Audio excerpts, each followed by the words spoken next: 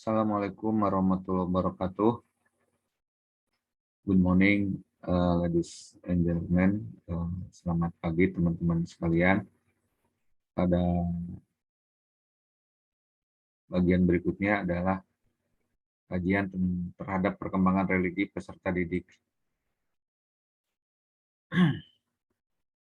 Yang akan dibahas dalam bagian ini diantaranya definisi sikap sikap dapat didefinisikan sebagai kecenderungan afektif, suka atau tidak suka pada suatu objek sosial tertentu. Kemudian, menurut Pak Lahari juga sikap merupakan ekspresi afektif seseorang pada objek sesuai tertentu yang mempunyai kemungkinan rentangan dari suka sampai tidak suka. Kemudian menurut Nung Muhajir atau Noeng Muhajir, sikap ditinjau dari unsur-unsur pembentuknya dapat dibedakan menjadi 3 hal, itu sikap yang transformatif, transaktif, dan transinternal. Sikap yang transformatif merupakan sikap yang lebih bersifat psikomotorik atau kurang disadari. Kemudian sikap transaksional merupakan sikap yang lebih mendasar pada kenyataan objektif, sedangkan sikap yang transinternal merupakan sikap yang lebih dipedomani oleh nilai-nilai hidup. Berikutnya menurut M. Ngalim Purwanto bahwa sikap atau attitude adalah suatu cara bereaksi terhadap suatu perangsang. Dengan demikian dapat disimpulkan bahwa sikap adalah kecenderungan yang relatif menetap yang beraksi dengan cara baik atau buruk terhadap orang atau barang tertentu. Sikap adalah suatu persiapan bertindak atau berbuat dalam suatu arah tertentu.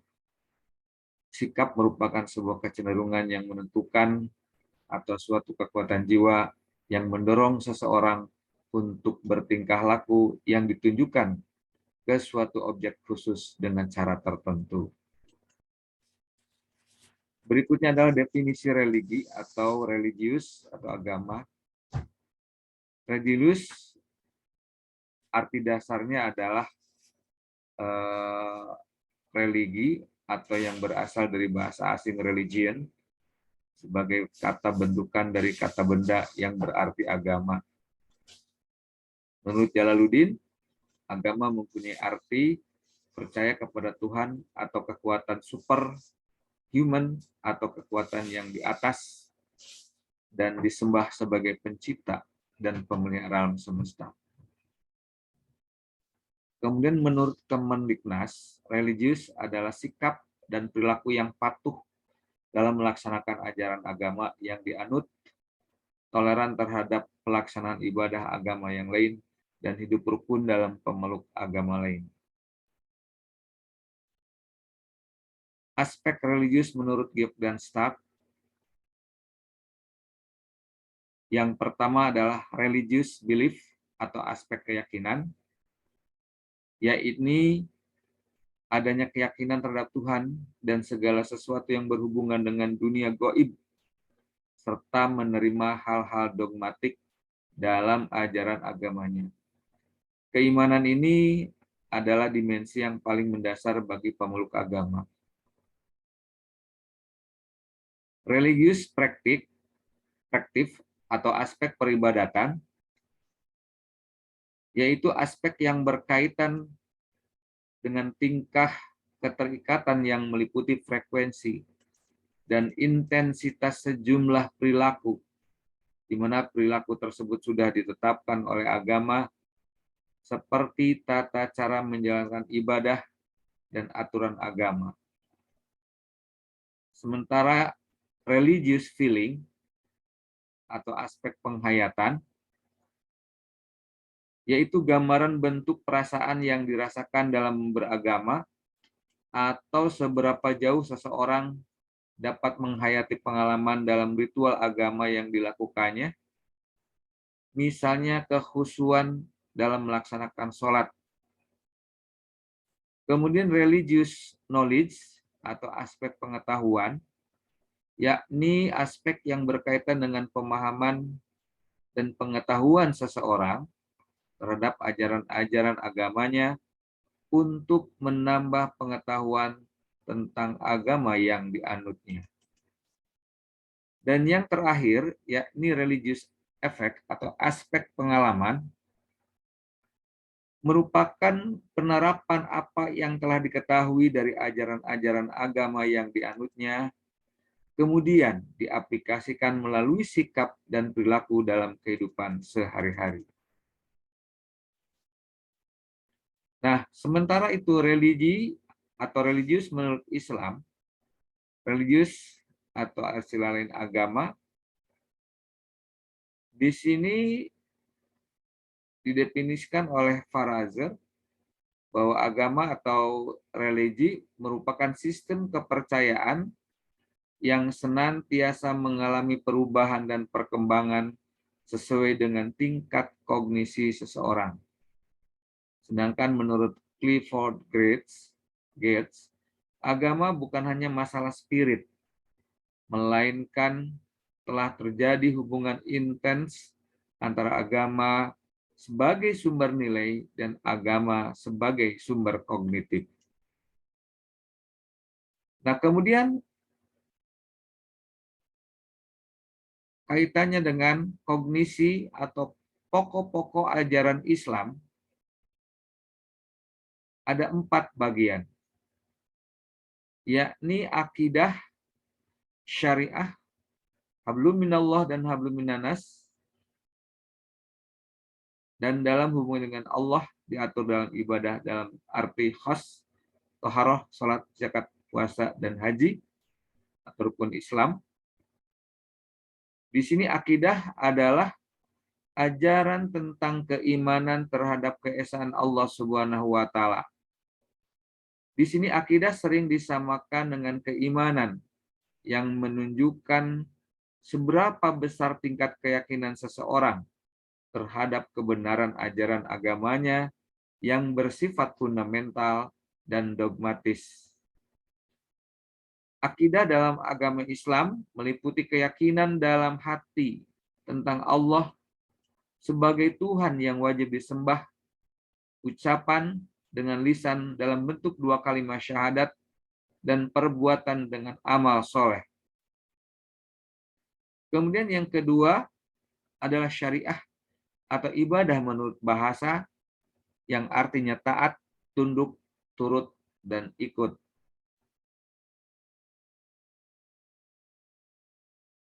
Dalam hal ini, syariah atau ibadah menurut yang berarti taat, tunduk, turut, ikutan doa adalah tata cara pengaturan tentang perilaku kehidupan manusia untuk mencapai keridhaan Allah Subhanahu wa taala. Kemudian hablum minallah dan hablum minanas atau peraturan yang mengatur hubungan langsung antara seorang muslim dengan kholiknya dan hubungan antara seorang muslim dengan sesama manusia yang menunjukkan seberapa patuh tingkat ketaatan seorang muslim dalam mengerjakan ritual keagamaan yang diperintahkan dan dianjurkan, baik yang menyangkut ibadah dalam arti khusus maupun dalam arti luas. Kemudian dalam hubungannya dengan Allah diatur dalam ibadah atau dalam arti khas, yakni toharoh, sholat, zakat, puasa, dan haji, dan dalam hubungannya dengan sesama manusia dan lainnya diatur dalam aturan muamalah dalam arti luas, di mana ibadah merupakan perwujudan dari sikap religius seseorang. Fungsi dasar ibadah yakni untuk menjaga keselamatan akidah. Sebagaimana disinggung pada bagian terdahulu bahwa manusia harus punya sikap dan komitmen yang jelas bahwa di dunia ini sebetulnya hanya ada satu Tuhan yang mencipta dan wajib disembah. Dalam kaitan ini maka ibadah mempunyai fungsi dan peranan untuk menjaga keselamatan keyakinan dan keselamatan akidah. Oleh sebab itu, setiap ibadah dianggap benar, ibadah dianggap sah, atau ibadah mempunyai nilai yang benar apabila ibadah itu diniati dengan berlandaskan mengharapkan ridho Allah Subhanahu wa taala. Kemudian menjaga hubungan antar manusia dengan Tuhan berjalan dengan baik dan hubungan baik antara sesama manusia dengan Tuhan ini, hubungan antara manusia dengan Tuhan ini harus berlangsung daiman abada atau berlangsung terus-menerus sepanjang waktu. Apabila terjadi hubungan yang tidak baik antara manusia dengan Tuhan, meskipun sebentar, sebetulnya dia sudah berada dalam keadaan kritis. Sebab di dalam keterputusan hubungan itu akan membuka peluang kemungkinan terjadinya intervensi dari sesuatu yang bisa membahayakan hubungan itu selanjutnya.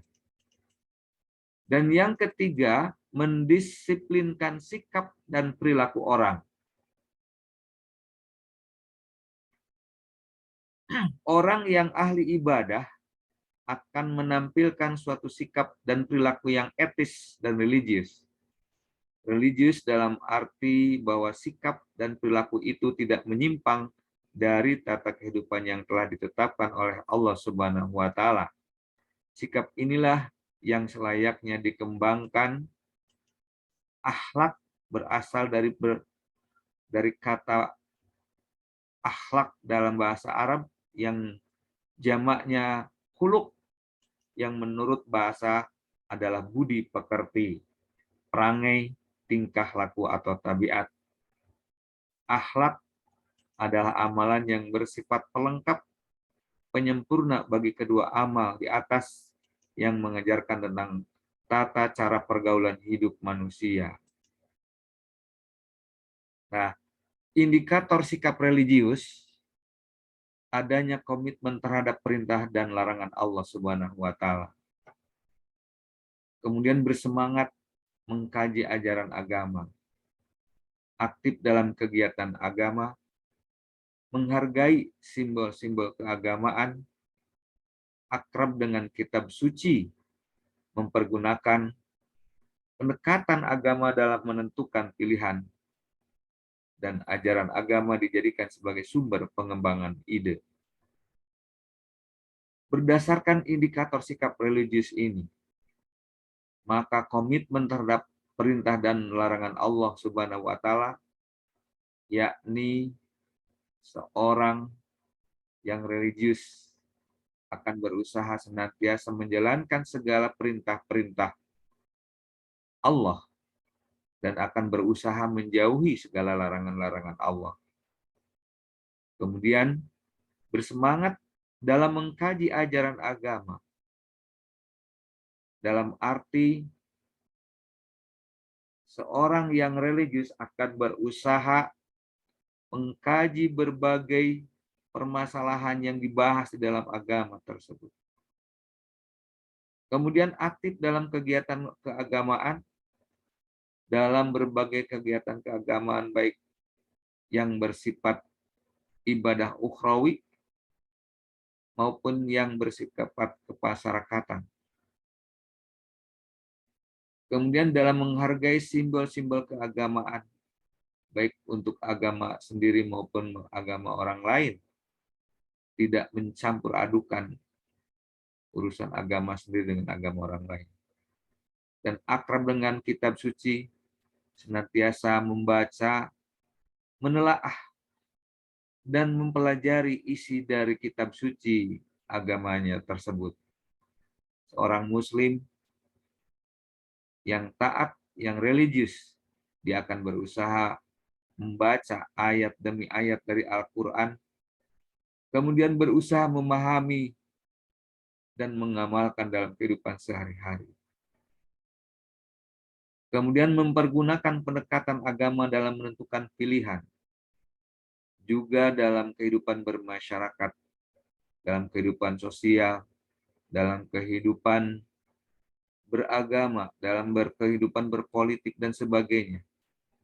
Maka pendekatan agama menjadi pilihan utama, karena pilihan ini akan menyelamatkan baik kehidupan sekarang maupun di kehidupan yang masa mendatang.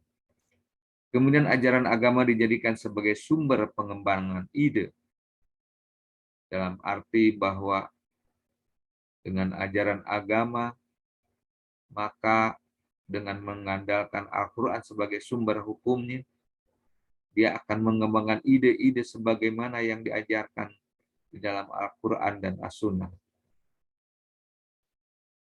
Nah, pengembangan sikap religius melalui pengalaman yang berulang, yakni pembentukan sikap pada umumnya yang terjadi melalui pengalaman sejak kecil. Sikap anak terhadap agama dibentuk pertama kali di rumah, melalui pengalaman yang didapatkan dari orang tua. Kemudian berikutnya adalah melalui imitasi, peniruan, atau dapat terjadi tanpa disengaja.